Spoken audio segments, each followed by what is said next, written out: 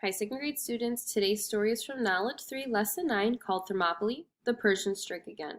Before we begin our story, we're going to go over our vocabulary words. Our first vocabulary word for today's story is the word channel. Repeat after me. Channel. A channel is a sailable route between two bodies of water. Our next vocabulary word is the word deserted. Say deserted. Deserted means abandoned or left behind. Our last word is the word prefer. Say prefer. Prefer means to choose or like something more than something else. King Darius of Persia failed to conquer Greece and died not long after the Greeks won the Battle of Marathon. Darius' son Xerxes then became king of Persia. His anger at the Greeks for defeating his father worked inside of him until he could no longer stand it. 10 years after Marathon, King Xerxes sat planning how Persia would attack Greece again. This time, he thought, Persia will have so many soldiers and ships that it will not fail. Xerxes gathered tens of thousands of soldiers, led by his finest troops.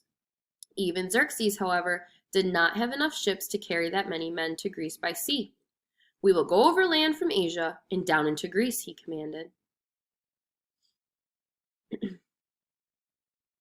This meant that the Persians would have to cross a mile-wide channel of water that lay between Asia and northern Greece. Xerxes told his navy captains, "We will cross the channel on an enormous floating bridge.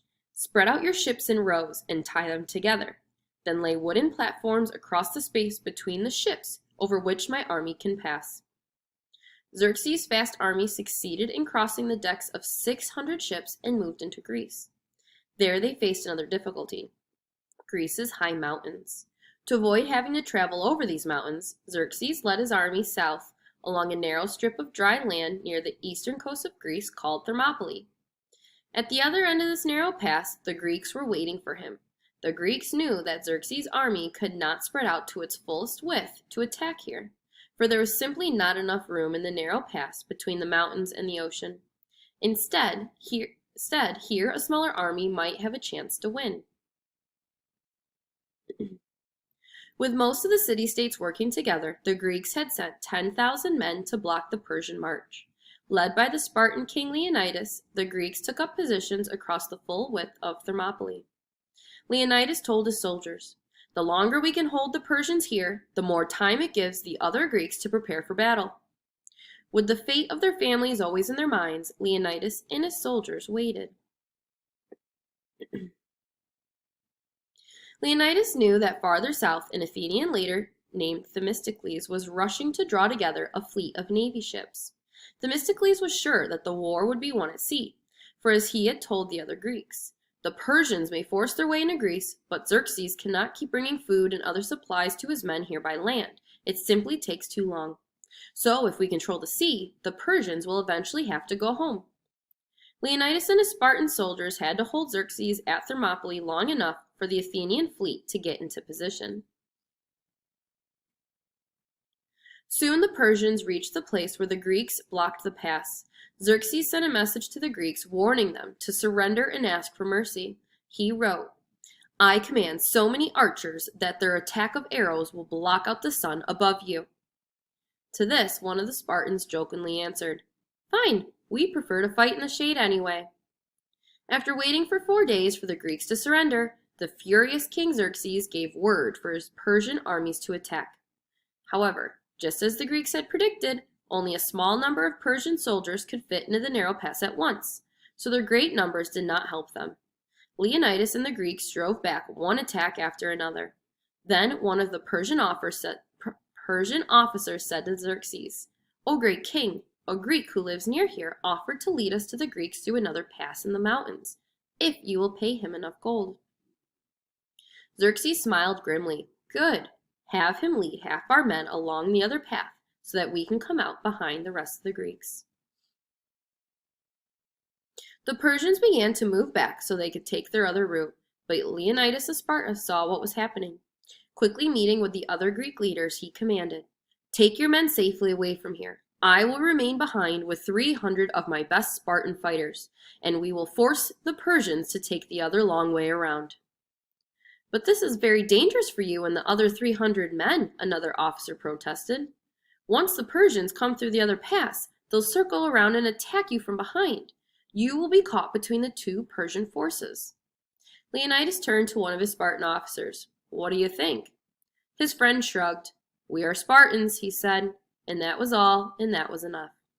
Leonidas told the other Greeks, This is your answer, we will stay. So the rest of the Greek army quickly retreated out of the narrow pass as the 300 Spartans spread out across the area. When they were in position, Leonidas told them, Let us fight in such a way that forever after, all Persians will speak of us in amazement, and all Greeks in words of pride. Together, the Spartans bravely fought as long as they could, but in the end, the Persians defeated the Spartans and continued on. Leonidas and his 300 Spartans are still remembered more than 2,000 years later for their bravery, for fighting against such a large army. These Greeks were able to hold the Persians at the pass long enough for other Greek forces to prepare for battle. The famous act of courage by the Spartans became known as the last stand at Thermopylae. Soon the Persians continued south and reached Athens. To their shock, they found the city nearly deserted.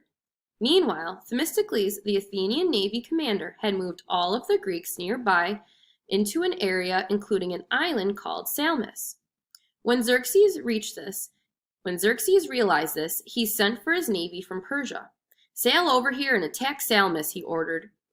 But that is exactly what the clever Themistocles had counted on. He had hidden the Greek navy in the bays and harbors that lay between Salamis and Athens on the Greek mainland. And in the mountain pass at Thermopylae, the greater Persian numbers could not help Xerxes in a narrow neck of water. When the Persian ships approached, Themistocles signaled to the ship captains, Attack! From their hiding places, the smaller, faster Greek ships surprised the Persians. The larger Persian ships jammed together in the narrow waters and could not turn around to defend themselves. Using metal battering rams attached to the bow of the ships, the Greeks smashed into the helpless Persian ships. One after another, the Persian vessels sank. Those few that did not sink sailed away broken and battered. The Greek victory at Salamis was complete. King Xerxes realized, We cannot stay here if we cannot count on our ships to bring us food, medicine, and more soldiers from Persia. Finally, the Persians left Greece.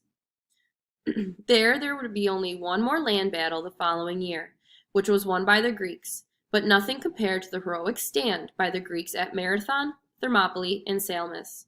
Finally, the Persian threat was over forever, and the stories of these Greek victories would be told again and again for years to come.